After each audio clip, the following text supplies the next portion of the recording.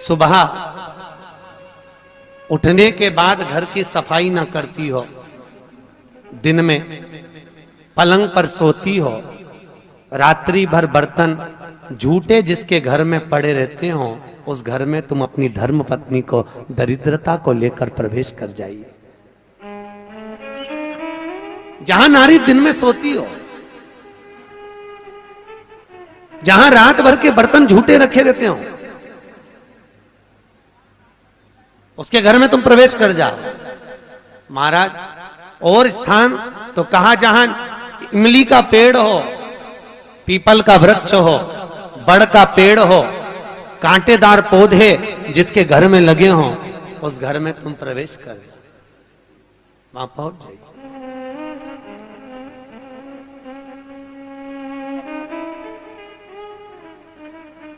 महाराज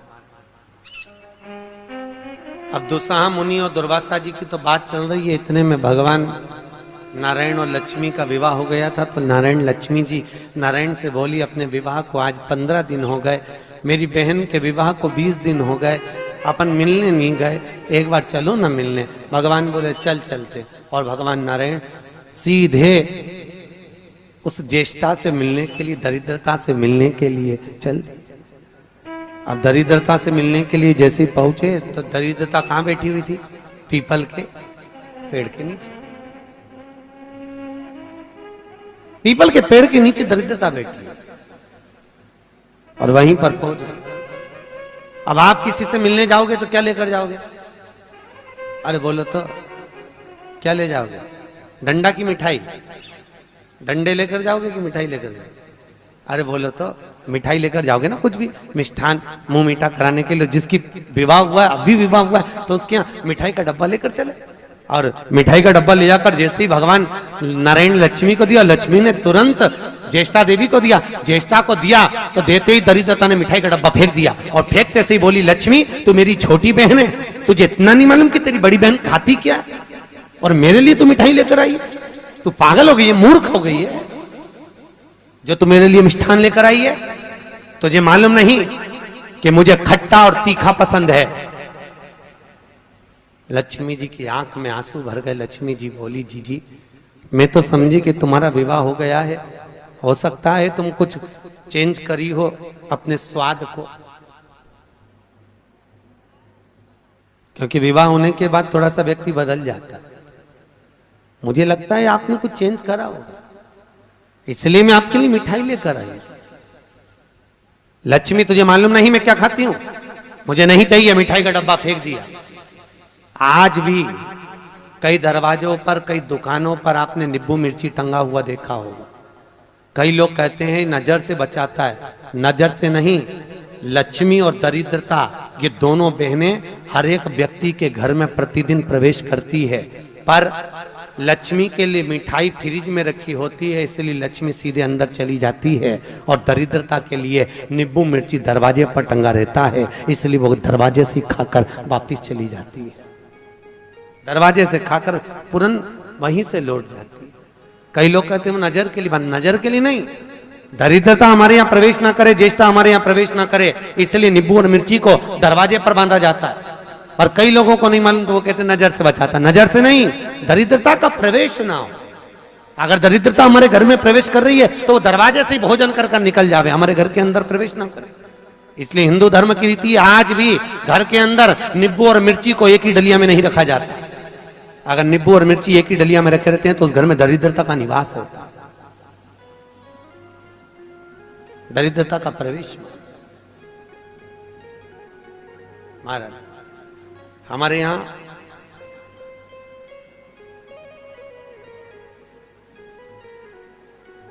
तीन चीजें बेटी की विदाई में नहीं दी जाती, आप लोगों को मालूम है।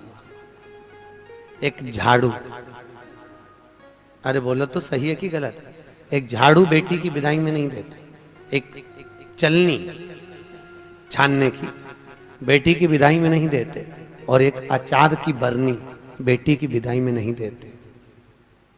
ये तीन चीजें नहीं देते।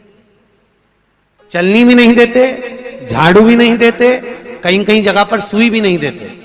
सुई का भी प्रमाण मिलता है, सुई भी नहीं दी जाती। और एक अचार की बरनी, अचार की बरनी भी बेटी की विदाई में नहीं देते। क्यों? क्योंकि अचार की बरनी में जैसे झाड़ू में हमारे यहाँ बेटी को अगर दिया जाता है तो उसके घर की पूरी लक्ष्मी छीर्ण हो जाती है, चलनी देने पर उसके घर की लक्ष्मी समाप्त हो जाती है, सुई देने पर उसके घर की लक्ष्मी समाप्त हो जाती है, उसी तरह अचार की बरनी देने पर बेटी के घर में उसका घर पूरा तहस नहस हो जाता है, पूरा बर्बाद हो जाता है। और आजकल माताओं का इतना प्रेम होता है ना बेटी से, अब करें तो करें क्या। और बेटी जिस घर में भी आती है ना, वहां के उसके बेटी के ससुर भी कहते थे बेटा तेरी मम्मी के हाथ का अचार बनवा ला। अब इनको कौन समझाए भेड़ियों को, इनको समझाए कौन कि वह अचार में दरिद्रता का निवास है। अब के कौन इनको कि खट्टा और तीखा घर में प्रवेश करेगा अगर बहू के यहाँ का, तो उस घर में सुख नहीं रह सकता। चार लोग भी होंगे तो चारों का मुंह बिल्कुल नींबू की तरह खट्टा और वाणी मिर्ची की तरह तीखी रहेगी, चाहे कितना ही प्रयास करे। अगर अचार खाया है बहू के घर का तो। इसलिए बेटी की विदाई में चार चीजें नहीं दी। प्रमाण पहले क्या देते थे बेटी की विदाई में? बड़ी, पापड़, खाजा, सफेद पूड़ी मैदा की दलिया में रख के बेटी की विदाई में देते थे। क्यों? क्योंकि जो स्थिरता का भाव रखे, भले उसमें नमक ना रहे परंतु मौनता, प्रेम, स्नेह, नम्रता उसके अंदर होना चाहिए, वो बेटी की विदाई में दिया जाता है। और बांस की डलिया में रख कर देते थे जिससे वंश बढ़े, कपड़ा बांध कर देते थे जिससे भक्ति का चीर सदा बना रहे। एक एक चीज का प्रमाण था बेटी की विदाई में देने।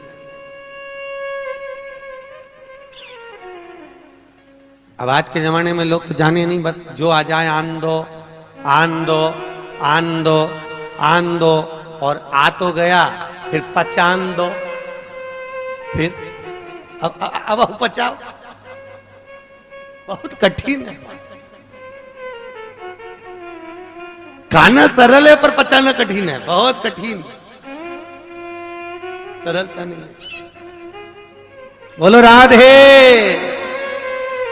बहुत कठिन था। तो ये दरिद्रता देवी को,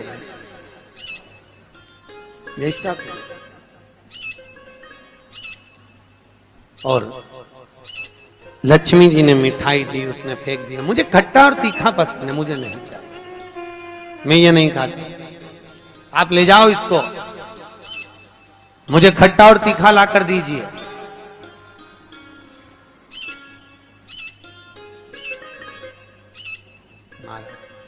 मुझे खट्टा और तीखा चाहिए।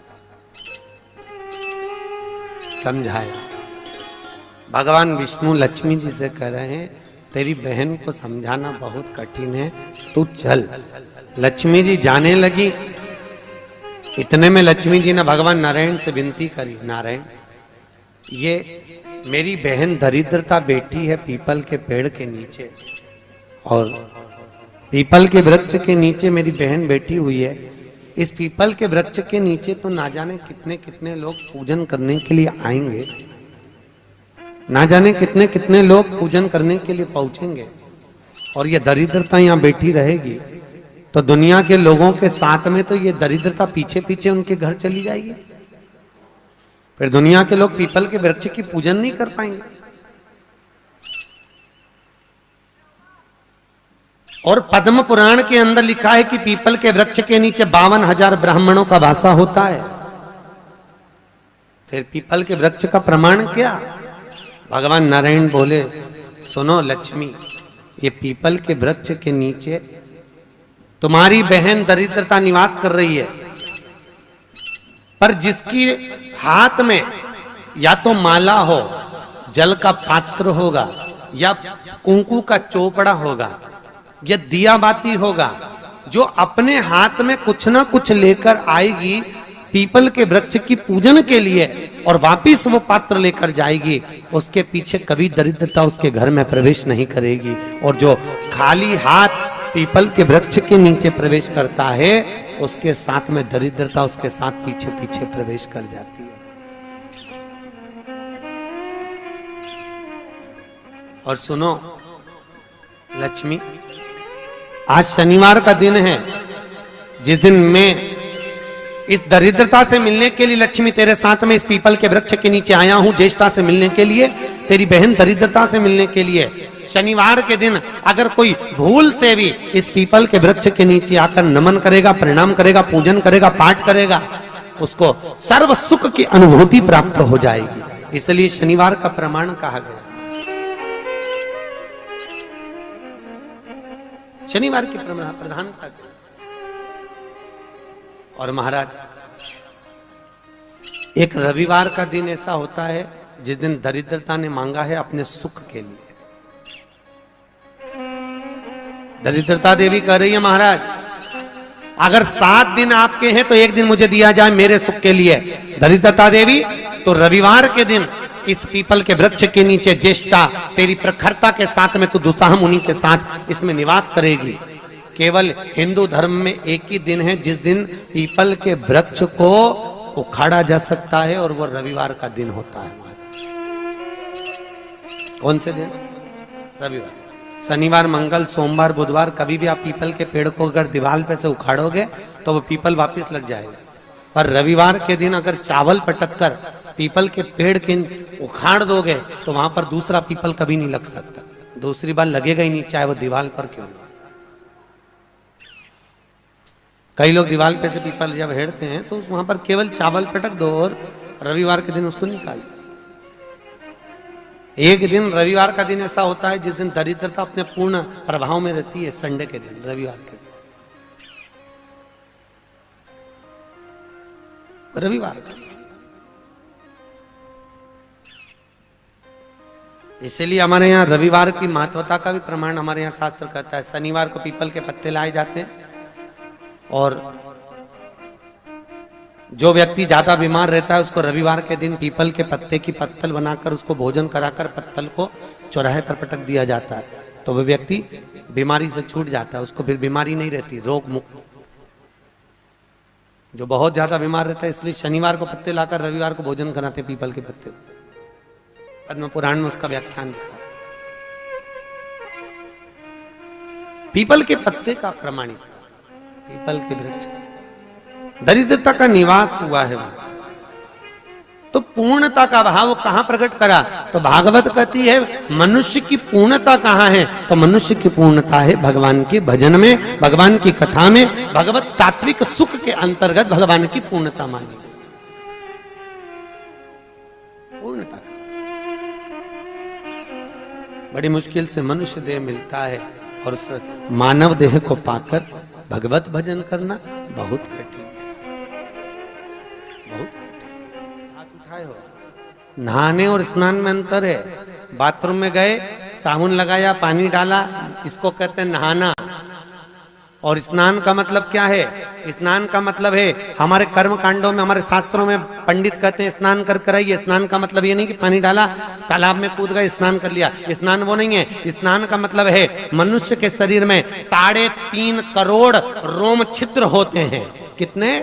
3.5 करोड़ रोम छिद्र। और एक दिन में जब मनुष्य के मुख से 3.5 करोड़ बार भगवान का नाम निकल जाता है, तब जाकर मनुष्य का स्नान हो पाता है। जो बाथरूम में जाकर पानी कूड़ा वो तो नहाना हुआ।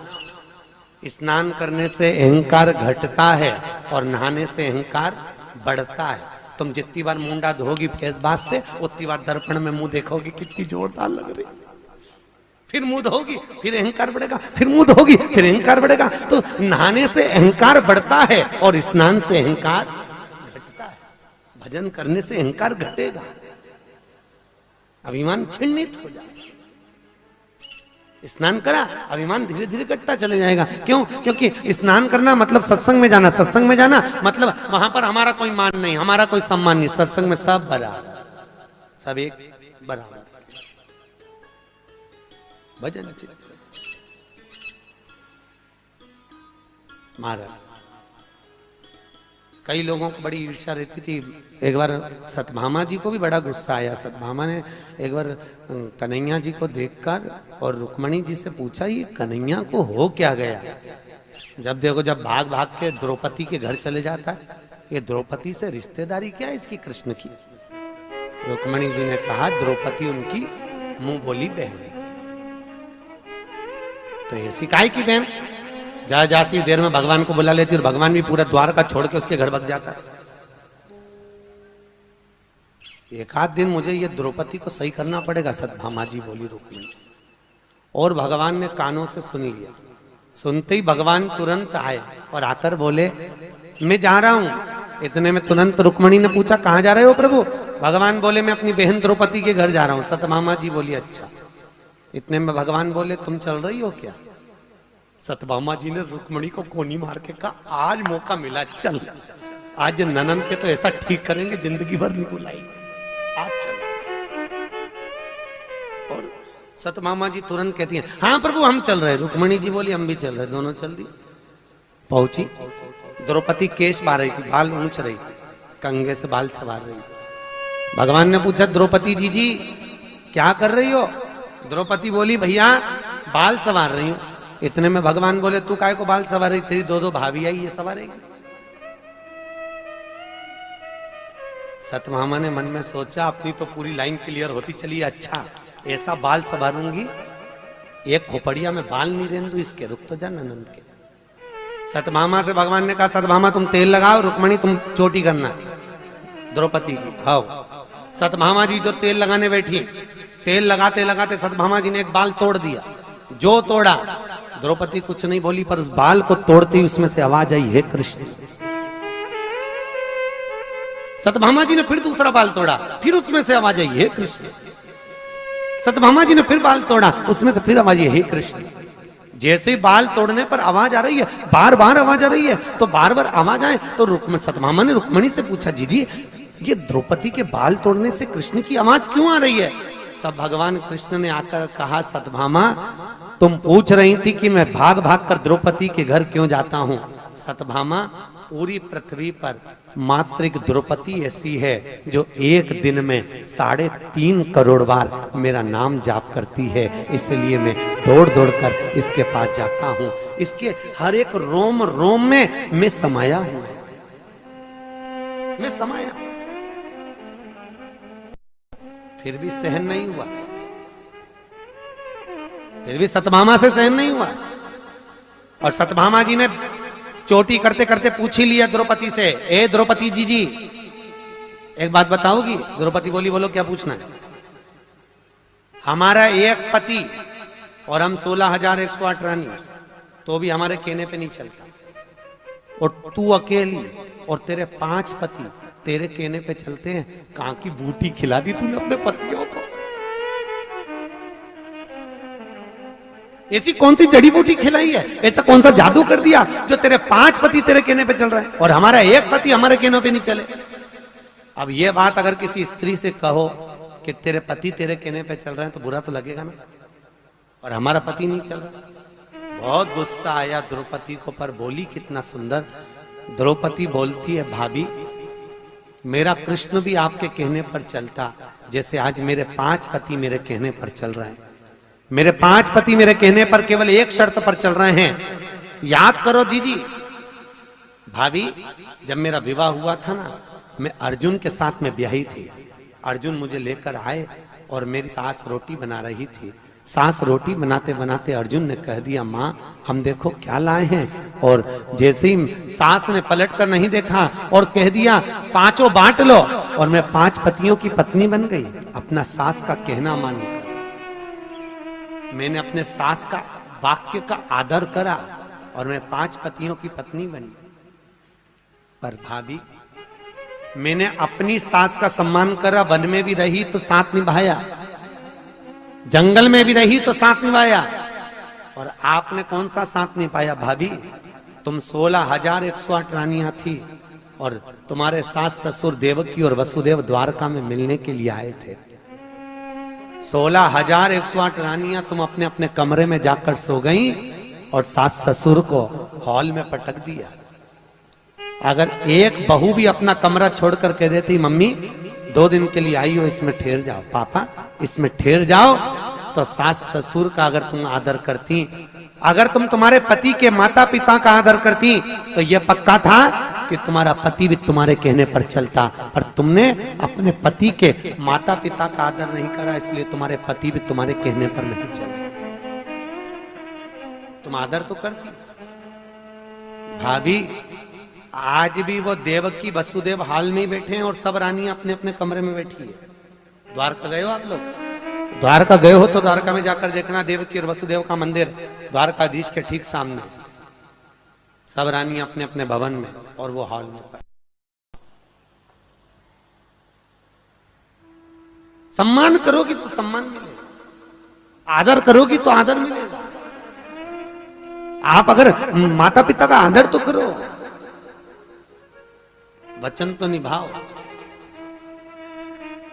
जब लड़का और लड़की की शादी होती है ना तो मैं 7-5 वचन बोलते हैं। इधर बोलते कि नहीं बोलते मालूम नहीं, जोधपुर में बोलते हैं 7-5 ही बोलते कि 14-15 बोलते हैं। अच्छा 7-5, लड़की के 7 और लड़के के 5 वचन।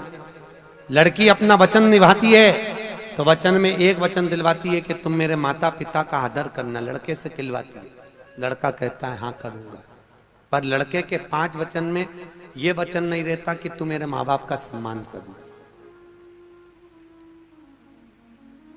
क्यों नहीं रहता? लड़की के 7 वचन में लड़की अपने लड़के से वचन दिलवाती है। पंडित बोलता है कि लड़की का एक वचन है कि तुम हमारे माँ बाप का सम्मान करना। लड़के से हुंकारा भरवाया जाता है, लड़के से पूछा जाता है कि तुम लड़की के माँ बाप का सम्मान करोगे? हाँ। और लड़के के 5 वचन में यह वचन नहीं रहता कि तुम मेरे माँ बाप का सम्मान करना। किसी ने पूछा गुरुदेव ये बताओ, लड़की के 7 वचन में एक वचन है कि तुम उसके माँ बाप का सम्मान करो, तो लड़के ने वचन क्यों नहीं दिलवाया लड़की से कि तुम हमारे माँ बाप का सम्मान करना?